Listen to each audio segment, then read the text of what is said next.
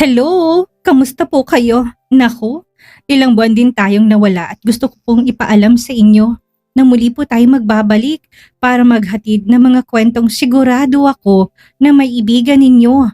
At ngayon, isang kwentong pag-ibig ang inihanda ko sa inyo na may pamagat na The Billionaire's Forbidden Wife and Their Twins. Hindi ko na po patatagalin pa, simulan na po natin.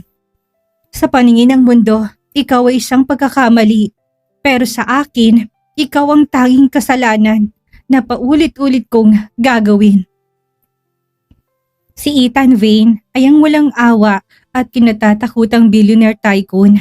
Isang lalaking may kapangyarihan magpasunod sa buong mundo sa isang kumpas lang ng kanyang kamay. Ngunit sa likod ng kanyang mamahaling suit at malamig na mga mata, may isang nakatagong lihim na kaya magpabagsak sa kanyang imperyo. Si Celestine Alcantara. Si Celestine ang kanyang forbidden wife. Isang lihim na asawa na ibinaon sa limot nang dahil sa hidwaan at pagmamanipula ng kanilang marangyang pamilya. 5 taon na nakalipas matapos ang isang gabi ng matinding trahedya at panloloko. Napilitang tumakas si Celestine habang hawak ang pira-piraso niyang puso at ang 2 buhay na lihim na tumitibok sa kanyang tiyan. Umalis siya nang walang tinirang kahit na ano para kay Ethan. Walang sulat, walang pamamaalam at walang bakas. Ngunit ang tadhana ay may sariling laro. Lumipas ang 5 taon, nagbalik si Celestine bilang isang sikat at matagumpay na architect. Sa kanyang pagbabalik, hindi na siya ang mahinhin at utu-utong babae noong araw. Ngunit hindi niya inaasahang ang unang client na hahawakan niya ay ang mismong lalaking halos pumatay sa kanya sa sakit. Si Ethan. Ang akala ni Ethan ay pinalaya siya ng pamilya nito.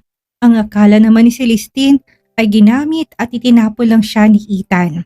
Sa gitna ng muling pagtatagpo ng 2 pusong puno ng galit, pagnanasa at masalimuot na nakaraan, isang lihim ang mabubunyag nang makita ni Ethan ang 5 taong gulang na kambal, mga batang may taglay ng kanyang eksaktong muka at mga mata. Sino nagbigay sa iyo ng karapatan na itagong mga anak ko sa akin, Celestine? Nawalan ka ng karapatan sa kanila nang pinili mong pamilya mo kaysa sa akin. Isang makasalanang pag-ibig, 2 batang nakatali sa lihim na nakaraan at isang billionaire na handang sunugin ng buong mundo. Makuha lang ang muli ang kanyang pamilya. Hanggang saan mo kayang protektahan ang iyong puso kung ang lalaking sumira dito ang tanging makakapagligtas sa iyo? Mabilis at halos pumuputok ang dibdib ni Celestine habang nakatayo sa tapat ng napakataas at malamig na gusali ng Vane Group of Companies. Sa loob ng 5 taon, ginawa niyang lahat para makabangon. Nagsumikap siya sa ibang bansa, binuo ang nadurog niyang sarili at itinaguyod ang kanyang karera bilang isang kilalang architect. Ngunit ngayong umaga, ang bawat hakbang niya papasok sa grand lobby ng gusaling iyon ay tila paghakbang pabalik sa isang impyernong pilit niya nang ibinaon sa limot. Architect Alcantara? Magalang, ngunit seryosong boses ng sekretarya ang pumutol sa kanyang pagmumuni-muni. Mr. Vane is waiting for you in his private office. Straight up to the 50th floor, ma'am. Thank you. Mahinang sagot ni Celestine habang pilit na pinapanatiling patag ang kanyang boses. Habang nasa loob ng elevator, hawak ng mahigpit ni Celestine ang kanyang leather portfolio. Malamig ang kanyang mga kamay. Sa bawat pagtaas ng floor number, tila lalong sumisikip ang kanyang paghinga. 5 taon na ang nakalipas nang tumakas siya sa gintong hawla ng lalaking yun. 5 taon nang huli niyang maamoy ang pamilyar nitong pabango at maramdaman ang nakakapagpainit nitong mga titig. Nang bumukas ang elevator sa top floor, tanging tulog na kanyang high heels sa mamahaling marble floor ang nag-iingay. Huminto siya sa tapat ng malaking double door na gawa sa mahogany wood. Kumatok siya ng 3 beses bago dahan-dahan na pumasok. Ang buong opisina ay napapalibutan ng floor-to-ceiling glass windows na nagpapakita ng buong skyline ng lungsod. Sa dulo ng silid nakatayo ang isang lalaking may malapad na balikat at nakasuot ng customized dark navy suit. Hawak nito isang baso ng crystal rock glass na may 2 yelo at mamahaling whiskey. Kahit na nakatalikod ito, kilalang kilala ni Celestine ang bawat detalye ng kanyang tintig. Si Ethan Vane, ang billionaire tycoon na kinatatakutan ng karamihan. Ang kanyang dating asawa, ang lalaking naging dahilan ng kanyang pinakamatinding ligaya at ang pinakamatinding sakit. Mabilis kang nakabalik, Celestine. Malamig at baritonong boses ni Ethan na umalingaw-ngaw sa tahimik na silid. Dahan-dahan itong humarap. Napasinghap si Celestine. Mas lalong tumalas ang mga anggulo ng mukha ni Ethan. Ang matangis nitong raven black na buhok, ang matangos na ilong at ang pamatay na jawline. Lahat ay naroon pa rin, ngunit mas lalong naging delikado at malamig ang aura nito. At ang mga mata nito, ang kulay abong mga mata na pamilyar sa kanya.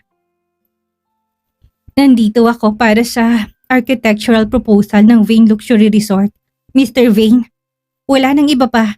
Diretsahang wika ni Celestine habang iniiwasan ng matatalim nitong titig. Gusto ko lang linawin na dumating ako dito bilang isang professional. Ngumisi si Ethan, isang ngisi na puno ng pait at matinding galit. Dahan-dahan ito na naglakad papalapit sa kanya. Sa bawat hakbang ng lalaki, nagre-reprosika sa utak ni Celestine ang bawat alaalang ginawa nila sa ibabaw ng kama. Ang bawat bulong nito sa gitna ng gabi. Professional, bulong ni Ethan. Nang makalapit ito, ang init ng hininga nito ay tumama sa sensitibong balat ng leeg ni Celestine. Matapos mong tumakas, 5 taon na nakalipas, iniwan mo ko na parang isang basahan matapos mo makuha ang lahat ng gusto mo. Hindi ako tumakas. Ginawa ko lang ang nararapat. Giit ni Celestine habang nakatitig ng matapang sa lalaki. Kahit nasa loob-loob niya ay nanginginig na siya. Wala na tayong pag-uusapan pa bukod sa negosyo. Tapos nang nakaraan natin, Ethan. Mabilis pa sa kidlat na hinawakan ni Ethan ang baba ni Celestine at pinakatitigan ito ng mariin. Ang hawak nito ay mahigpit, ngunit may halong pag-iingat at matinding pagnanasa na pilit nitong itinatago. Sino nagsabi sa'yo na tapos na tayo? Malamig at nanginginig sa galit na bulong ni Ethan. Walang natatapos nang wala akong pahintulot. Pirma ko lang ang pwedeng magpalaya sa'yo.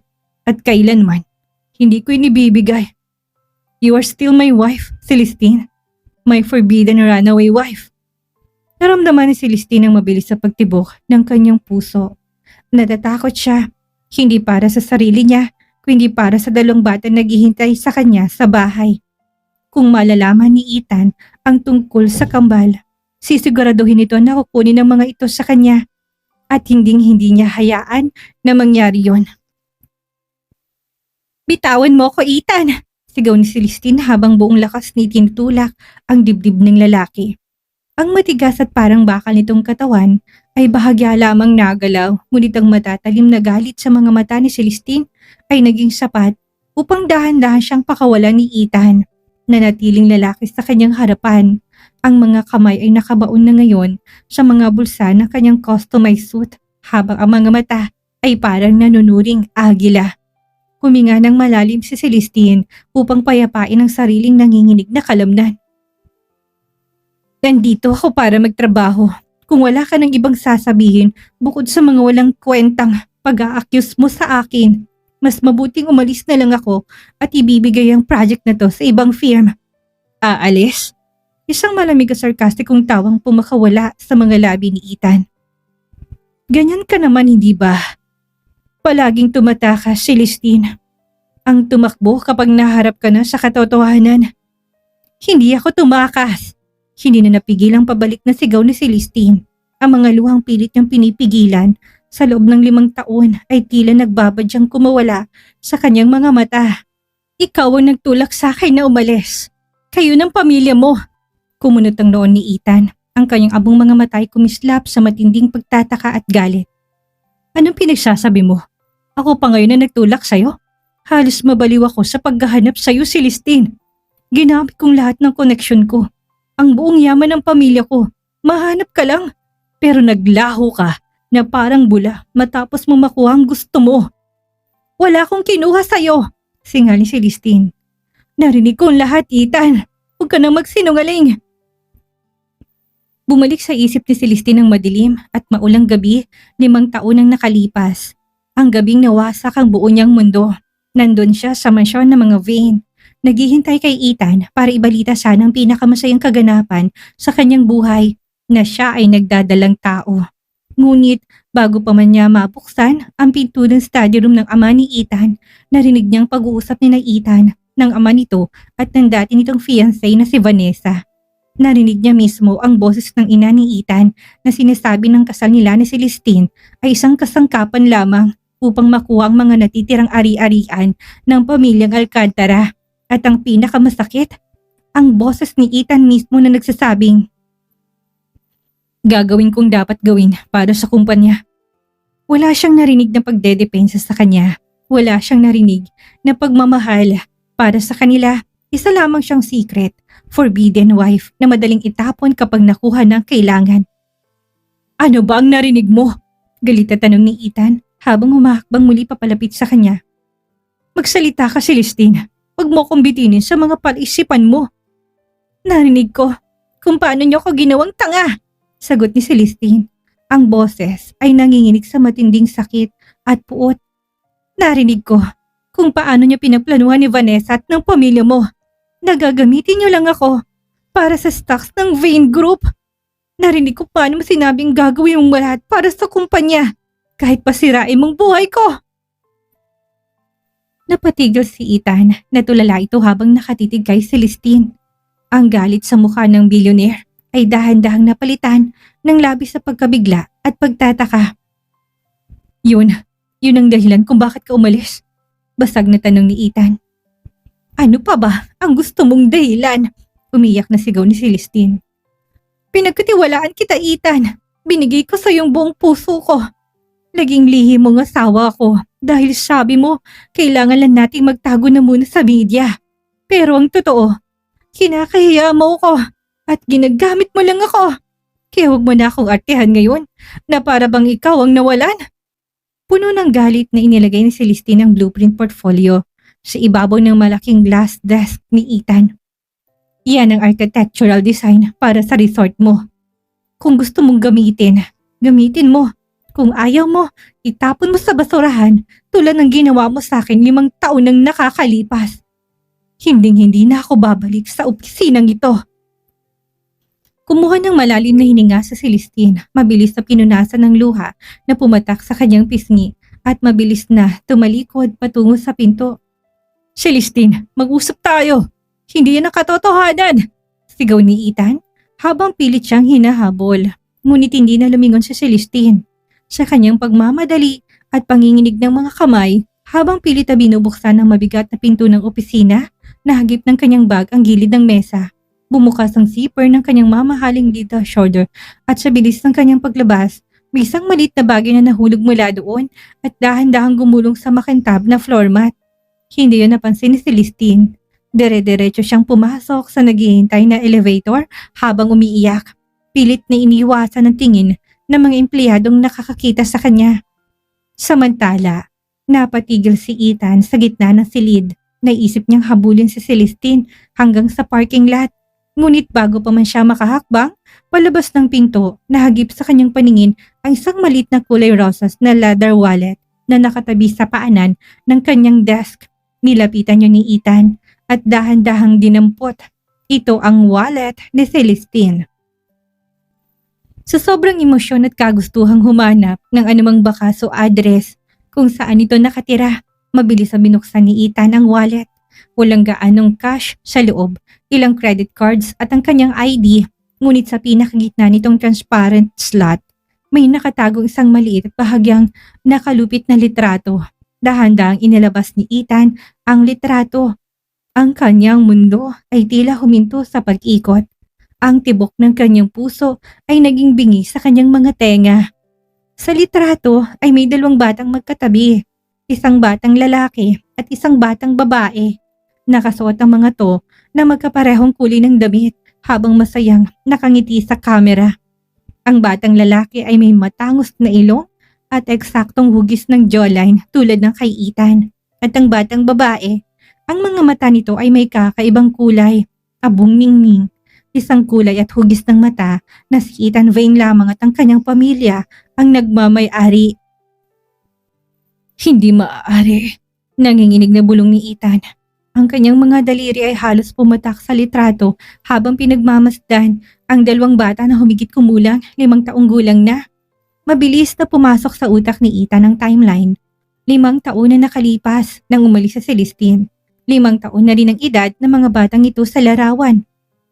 Mga anak ko, napaluhod si Ethan sa sahig ng kanyang marangyang opisina. Hawak na mahigpit ang litrato habang bumibilis ang kanyang paghinga sa matinding gulat, saya at galit. Hawak ni Ethan ang maliit na litrato habang nananatiling nakaluhod sa malamig na sahig ng kanyang marangyang opisina. Ang bawat paghinga niya ay mabigat at tila may malaking batong nakapatong sa kanyang dibdib. Pinagmasdan niyang mabuti ang dalawang bata sa larawan.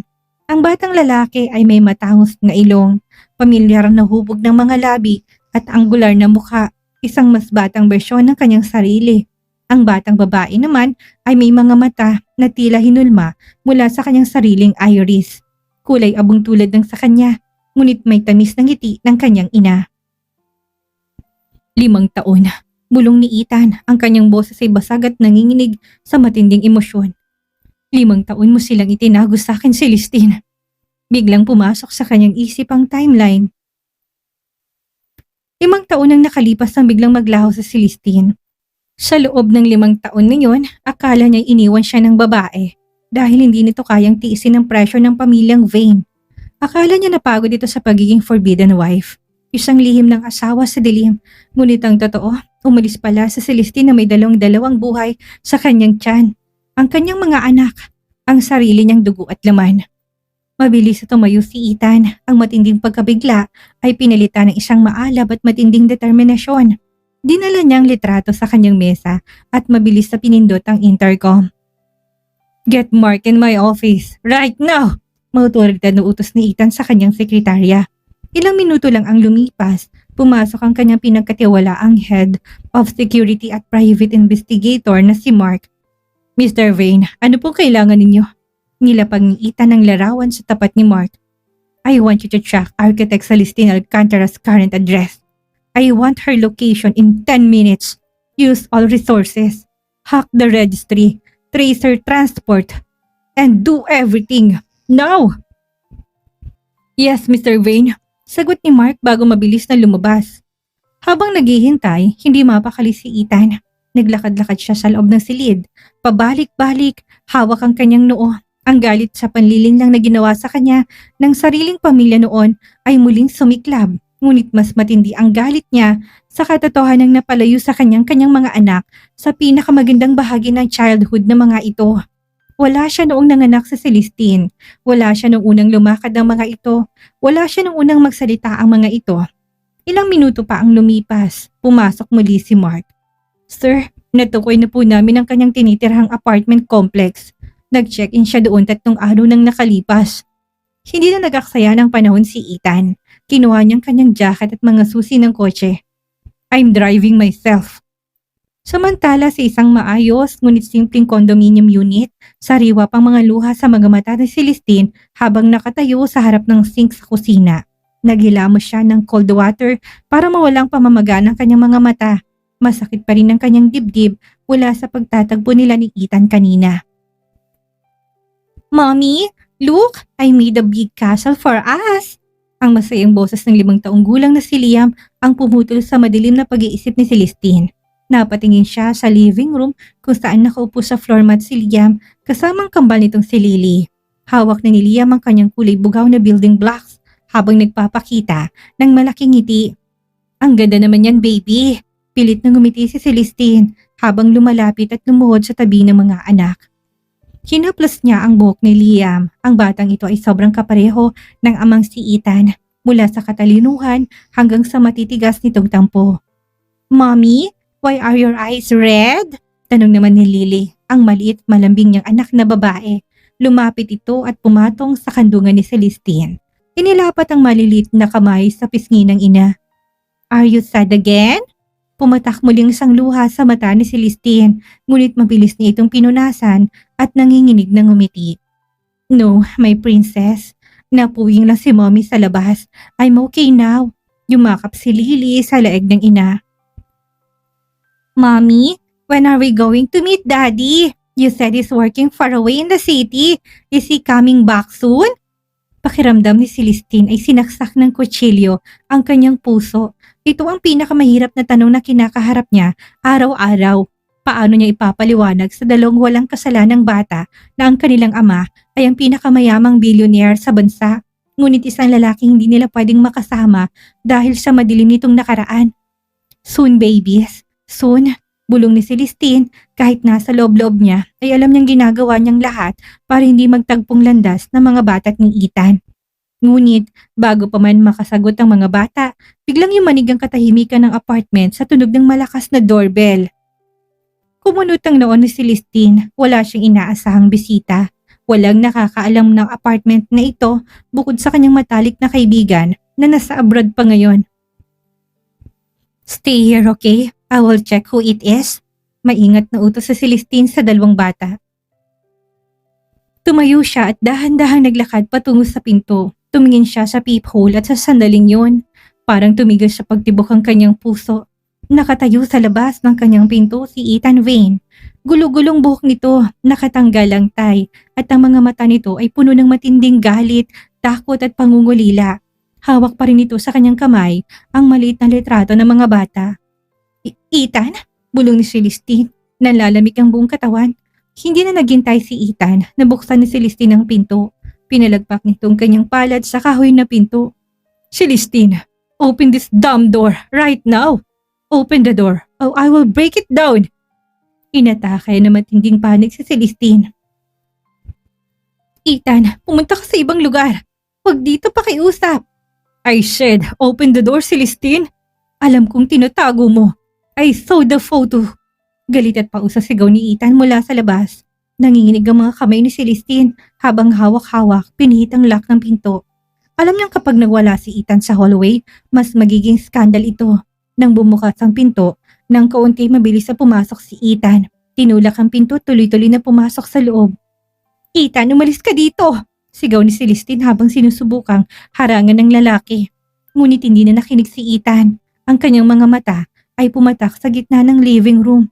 Nandoon sina Liam at Lily. Parehong nakatayo, nagtataka at bahagyang natatakot na nakatitig sa matangkad at mamahaling lalaking biglang pumasok sa kanilang bahay. Napatigil si Ethan, ang matigas at walang kinatatakutan, at malamig na billionaire tycoon ay parang naparalisado sa kanyang kinaroroonan. Ang mga mata nito ay dahan-dahan na pinalibot sa dalawang bata. Nakita niyang mga mata ni Lily, ang sarili niyang mga mata na nakatitig sa kanya. Nakita niya si Liam, ang eksaktong mukha niya noong bata pa siya. Nalaglag ang susi ng kotse mula sa kamay ni Ethan. Dahan-dahan siyang napaluhod sa harap ng dalawang bata habang ang mga luha na hindi pa kailanman nakikita ng sino man sa buong buhay niya ay dahan-dahan na pumatak mula sa kanyang mga mata. My children, basag na bulong ni Ethan. Sino po siya, Mommy? Tanong ni Lily sa isang napakahinang boses habang mabilis na nagtatago sa likod ng kanyang kapatid na si Liam. Kahit na 5 taong gulang pa lamang si Liam, pilit itong binuka ang kanyang malilit na balikat upang protektahan ang kanyang kapatid. Tumitig ang bata kay Ethan. Isang matapang at walang takot na titig na eksaktong-eksakto sa paraan ng pagtitig ng billionaire tycoon kapag may kinakaharap na kaaway. Nanlamig ang buong katawan ni Celestine. Ang lakas ng kabog ng kanyang dibdib ay halos lumunod sa paningin niya. Mabilis siyang humakbang patungo sa gitna at pilit na iniharang ang sariling katawan sa pagitan ni Ethan at ng kanilang mga anak. Ethan, pakiusap, lumabas ka na muna. Pabulong ngunit nanginginig na beg ni Celestine. Ang kanyang mga mata ay puno ng matinding takot at pagmamakaawa. Pag-usapan natin ito sa ibang lugar. Huwag sa harap ng mga bata. Natatakot sila sa'yo. Ngunit parang nabingi si Ethan sa paligid. Hindi niya narinig ang boses ni Celestine. Ang buong mundo ng billionaire ay gumunaw at muling nabuo sa loob lamang ng ilang segundo habang nakatitig sa dalawang anghel na nasa kanyang harapan. Dahan-dahan na lumuhod si Ethan sa malambot na carpet ng apartment. Ang matigas, kinatatakutan at walang awang negosyanteng si Ethan Wayne ay nanginig ang buong katawan. Ang kanyang mga kamay na nagkokontrol sa bilyong-bilyong dolyar ng imperyo ay dahan-dahang umabot sa hangin. Nagnanais na hawakan ang pisngi ng mga bata, ngunit natatakot na baka maglahong mga to na parang pangarap lamang. Sila bang mga anak ko, Celestine? Basag, pausat puno ng luhang tanong ni Ethan. Ang kanyang mga abong mga mata na dating malamig ay pumupula na ngayon sa matinding sakit at ligaya. Hindi, mabilis at padaskol na sagot ni Celestine habang umiiyak. Hindi mo sila anak, akin lang sila. Nag-iisa kong pamilyang mga anak ko. Isang pait na tawang kumawala sa mga labi ni Ethan bago siya dahan-dahan na tumayo at tumakbang siya papalapit kay Celestine. Ang kanyang aura ay nagbago, hindi upang manakit kundi sa matinding desperasyon ng isang amang pinagkaitan ng 5 taon. Huwag kang magsinungaling sa akin, Celestine. Huwag mo kong gawing tanga, sigaw ni Ethan. Ngunit ang boses niya ay nawawala ng lakas dahil sa hagulhol. Hinawakan niya magkabila nitong balikat at pinakatitigan ang babae sa mga mata. Tignan mo sila. Tignan mo si Liam. Ang mukha akong taglay ng batang yan. Tignan mo si Lily. Ang mga mata kong nasa kanya. Bakit, Celestine? Bakit mo nilihim sa akin na nagdadalang tao ka noong umalis ka? Bakit mo inago sa akin ang karapatan ko na maging isang ama? Dahil ayoko lumaki sila sa isang mundong puno ng kasinungalingan at panlilin lang. Sigaw pabalik ni Celestine. Tuluyan ang pumutok ang damdamin habang malayang dumadaloy ang kanyang mga luha. Narinig ko kayo ng pamilya mo. 5 taon nang nakalipas, Ethan. Narinig ko kung paano niyo pinag-usapan na gagamitin niyo lang ako at ang pangalan ng pamilya ko para sa stocks ng kumpanya mo. Sinabi mo pa mismo na gagawin mong lahat para sa Vane Group. Napatigil si Ethan, kumunot ang kanyang noo habang nalalamig ang sariling mga kamay sa balikat ni Celestine. Ano? Anong pinagsasabi mo? Anong narinig mo? Huwag ka nang magkaila pa. Humahagulhol na sabi ni Celestine. Nasa labas ako ng study room ng papa mo noon. Hawak kong pregnancy test kit na nagpapatunay na buntis ako. Gusto kitang sorpresahin. Pero narinig ko kayo ni Vanessa at ng ina mo. Narinig kong sinabi ng mommy mo. Napansamantala mo lang akong forbidden wife at itatapon din kapag nakuha na ang ari-arian ng mga alkantara. At tumango ka. Sinabi mong gagawin ko ang dapat na gawin. Kaya umalis ako. Ayoko lumaki ang mga anak ko na itinuturing nyo rin mga kasangkapan lang sa negosyo. Para kay Ethan, parang may sumabog na bomba sa kanyang harapan. Ang lahat ng palaisipan sa nakalipas na 5 taon. Ang biglang pagkawala ni Celestine, ang galit nito sa kanya at ang tila walang katapusang paghihirap nila ay nagkaroon ng sagot sa isang iglap. Diyos ko! Napahawak si Ethan sa kanyang ulo. Napaupo sa gilid ng sofa habang nakatingin sa sahig na may matinding pagnanais na pumatay sa galit. Pinaglaruan tayo. Anong ibig mong sabihin? Naguguluhan na tanong ni Celestine habang pinupunasan ang kanyang luha. Tumingin si Ethan kay Celestine. Ang mga mata nito ay puno ng katotohanan at matinding pagmamahal. Celestine, ang narinig mo sa silid na yun ay isang nakaplanong pag-uusap. Ang ina ko at si Vanessa, pinalabas nilang linyang yon dahil alam nilang nakatayo ka sa labas ng pintuan. Nalaki ang mga mata ni Celestine. Hindi maaari. Nang gabi na yun, nalaman ng ina ko na lihim kitang pinakasalan. Patuloy ni Ethan habang mabilis na tumayo at hinawakan ang 2 kamay ni Celestine. Gusto ng pamilya ko na ikasal ako kay Vanessa para sa merger ng 2 malaking korporasyon. Nalaman nila ang tungkol sa'yo, kaya ginawa nilang lahat para ilayo ka sa akin. Ang sinasabi kong gagawin ko ang dapat na gawin sa pag-uusap na yun ay ang pagtatanggal sa sarili kong pamilya sa board of directors para maprotektahan kita at ang kasal natin. Lumapit pa si Ethan na mas mahigpit ang hawak sa mga kamay ni Celestine. Nanginginig ang boses. Nilabas nila ang peking audio recording at sinadyang iparinig sa'yo ang kalahati ng usapan para. At noong gabi rin na yun, nang malaman kong nawawala ka, halos patayin ko sarili kong mga tauhan sa paghahanap sa'yo. Nagbantang ina ko na ipapablacklist ka sa buong bansa kaya nagtago ka sa abroad. Ginawa nila yun para sirain tayo. Napatakip ng bibig si Celestine.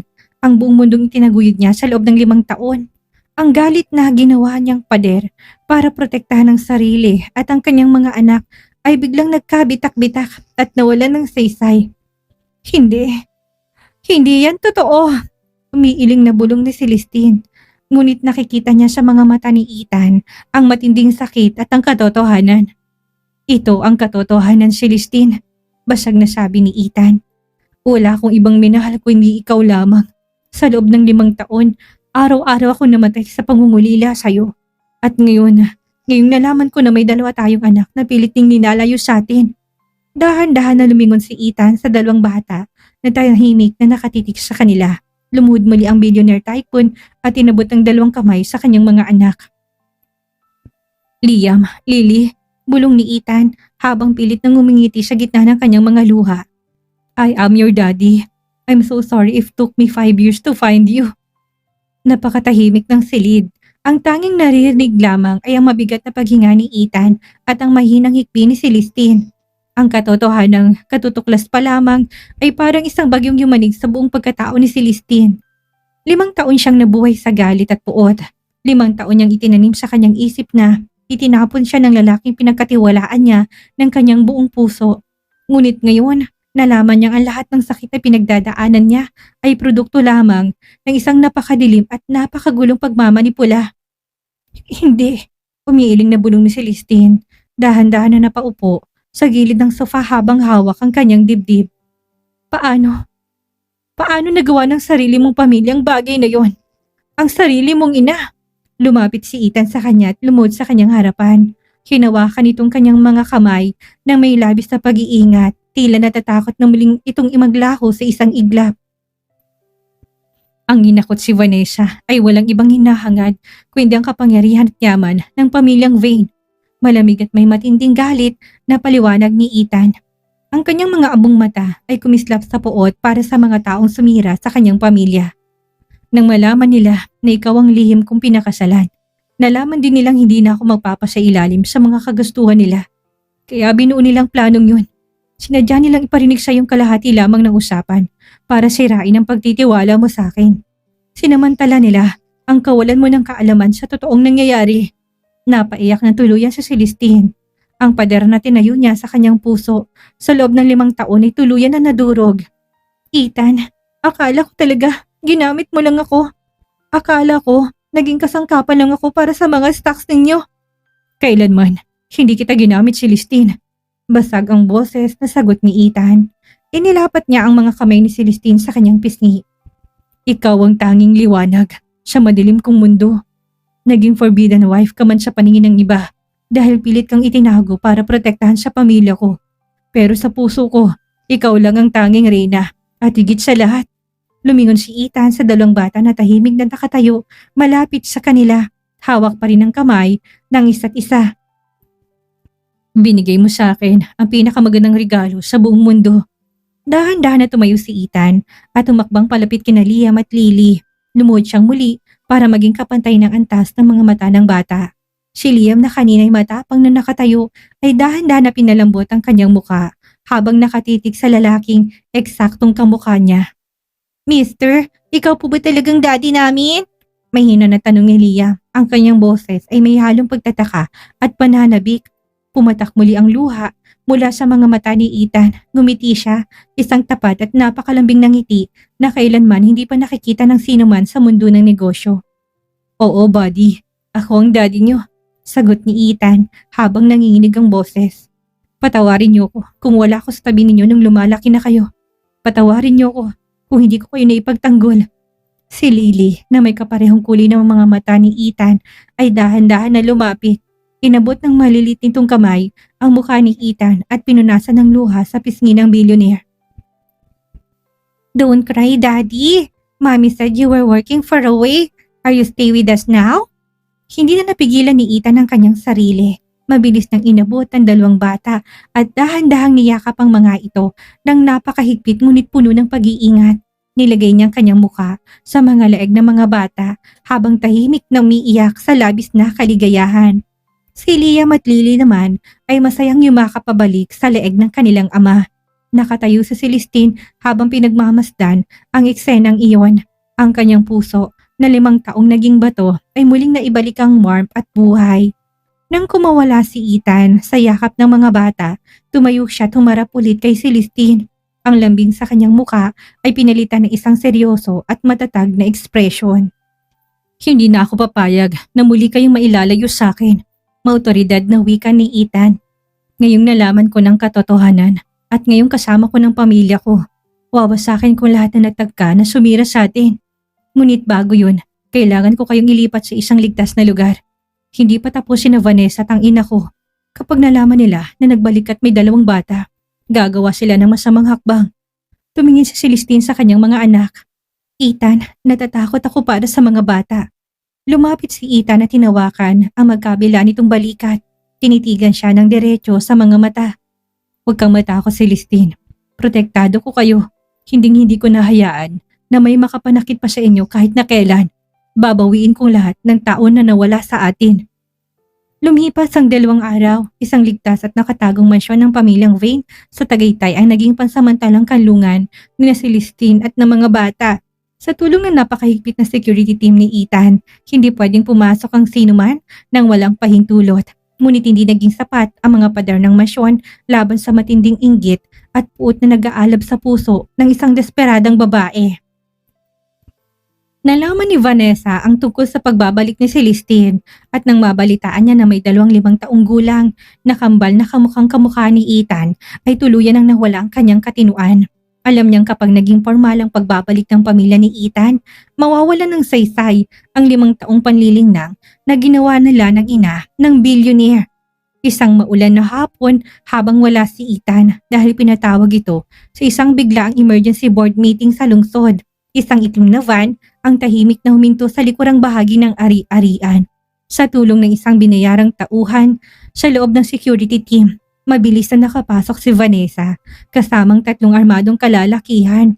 Sa loob ng malaking silid kainan, masayang nagpa-project ng kulay si Lily habang tinutulungan siya ni Celestine. Biglang bumukas ang pinto ng malakas. Pumasok si Vanessa, may hawak na baril at ang kanyang mga mata ay pumatak sa mag-ina na may matinding pagnanais na pumatay. Ano to? Vanessa? Gulat at nag-iistang siyang sigaw ni Celestine habang mabilis na iniharang ang sariling katawan sa harap ng kanyang mga anak. Liam, Lily, magtago kayo sa likod ni Mommy. Matalino ka rin talaga, Celestine, ano? Galit na wika ni Vanessa habang dahan-dahan naglalakad papalapit sa kanila. Ang baril ay nakatutok sa dibdib ni Celestine. Akala mo ba matatagpuan mong kaligayahan mo matapos mong sirain ang buhay ko? Dahil sa'yo, hindi ako pinakasalan ni Ethan at ang mga batang yan. Mga batang hindi dapat nabuhay. Pakiusap, Vanessa. Kunin mo ng lahat sa akin. Pagmamakaawa ni Celestine habang malayang dumadaloy ang kanyang mga luha. Wag lang ang mga anak ko. Patayin mo ko kung gusto mo, pero iwan mo mga bata.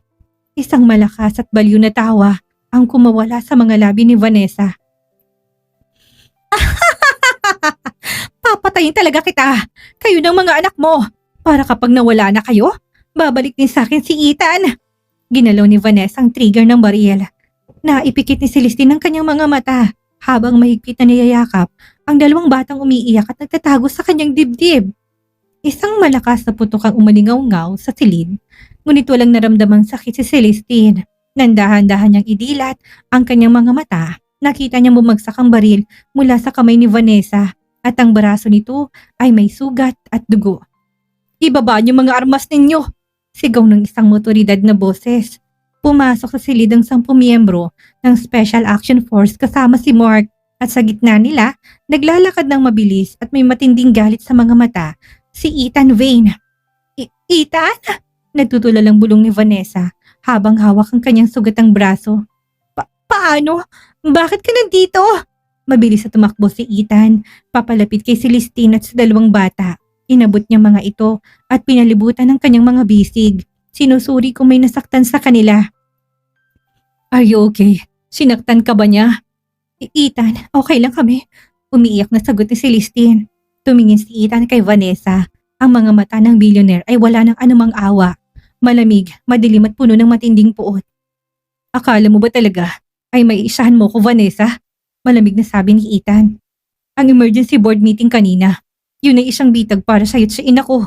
Alam kong sinusundan yung bawat kilos ko. Ginawa kong pain ang pagalis ko para tuluyan kang lumabas sa pagtatago mo. Hindi! Hindi to maaari! Sigaw ni Vanessa habang dahan-dahan pinapalibutan ng mga pulis. Huli ka na, Vanessa, dagdag ni Ethan. Arestado na rin ang ina ko sa opisinang yun para sa kasong pangingikil, forgery at kidnapping attempt.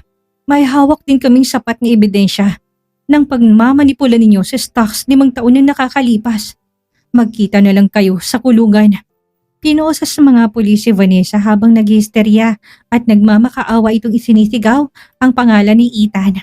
Ngunit hindi na ito pinakinggan ng billionaire. Lumuhod si Ethan sa harap ni na Celestine, Liam at Lily at niyakap silang tatlo ng napakahigpit. Tapos na ang lahat. Bulong ni Ethan habang pumapatak ang sarili niyang luha. Ligtas na kayo. Hinding-hindi na kayo muling makakaramdam ng takot. Lumipas ang 2 taon, wala nang magwakasang madilim na kabanata ng kanilang buhay. Natapos ang masalimut na paglilitis sa hukuman kung saan tuluyang nahatulan ng pagkabilanggo si Vanessa at ang mga kasabwat nito dahil sa attempted murder, kidnapping at pangingikil. Ang ina naman ni Ethan matapos mabunyag ang lahat ng pagnanakaw at iligal na pagmamanipula sa stocks ng Vane Group ay formal ng tinanggalan ng lahat ng karapatan at pwesto sa korporasyon. Nakamit ng pamilyang hostisya. Ngayong araw, ang hanging amoy dagat ng isang napakagandang pribadong isla sa Palawan ay nagdadala ng panibagong simula. Ang malawak na tabing dagat ay napalamutian ng libu-libong sariwang puting rosas at magagandang kristal na palamuti na kumikislap sa ilalim ng maliwanag na sikat ng araw. Nakatayo si Ethan sa tabi ng altar na nakatayo sa ibabaw ng puting buhangin. Nakasuot siya ng isang customized white tuxedo na lalo nagpalabas ng kanyang matikas at matingkad na tingting. Ang kanyang mga abong mata na dating puno ng lamig, galit at pait ay bakas na ngayon ang labis na kaligayahan at kapanatagan ng loob. Sa magkabilang tabi ng pathway ay nakatayong 7 taong gulang na sina Liam at Lily. Si Liam ay mukhang isang napakagwapong maliit na prinsipe sa kanyang munting tuxedo, habang si Lily naman ay mukhang isang anghel sa kanyang kulay rosas na flower girl dress. Ilang sandali pa, tumugtog ang napakalambing na symphony ng violin. Dahan-dahan na bumukas ang malaking wooden arc sa dulo ng aisle at doon lumabas si Celestine. Napatigil ang paghinga ni Ethan. Ang buong paligid ay tila naglaho at ang tanging nakikita lamang niya ay ang kanyang asawa. Si Celestine ay napakaganda sa kanyang flowing lace wedding gown na may mahabang veil na sumasayaw sa hangin.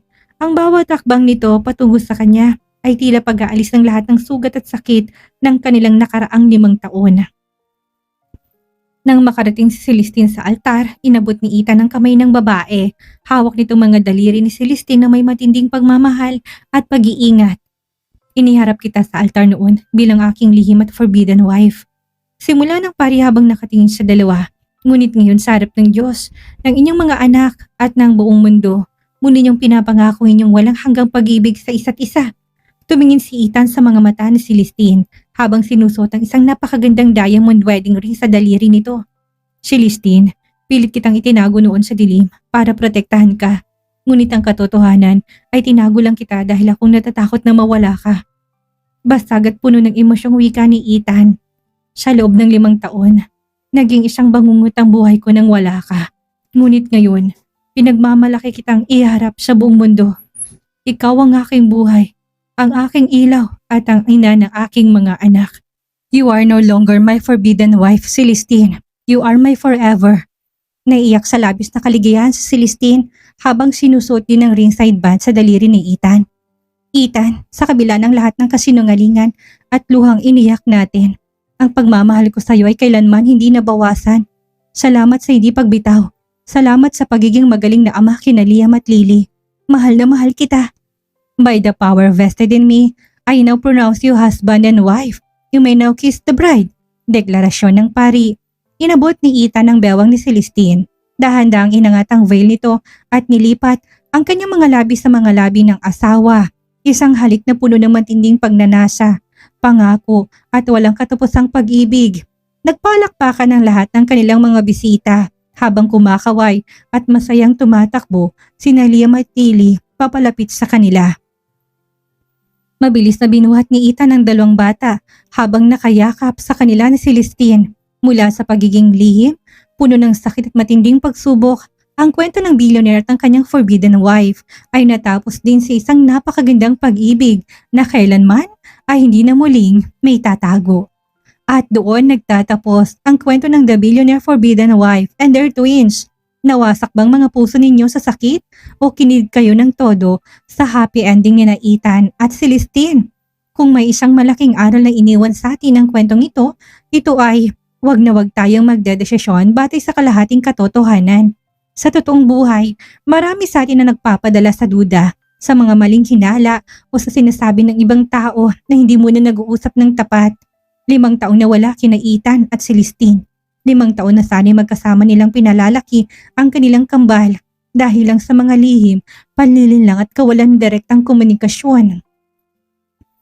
Kaya para sa'yo na nakikinig ngayon, kung may gulo o kulang sa pag-unawa sa relasyon mo, pamilya man yan, kaibigan o partner, mag-usap kayo. Huwag mong hayaan ang kasinungalingan ng iba o ang sarili mong takot ang sumira sa bagay na pinakamahalaga sa'yo. Maraming salamat sa pakikinig at pagsama sa atin sa dramatikong biyahe na ito. Kung nagustuhan nyo ang kwentong ito, huwag kalimutang i-like, mag-comment ng paborito nyong chapter at mag-subscribe para sa susunod pa nating mga nakakahook na kwento. Hanggang sa susunod na kwento.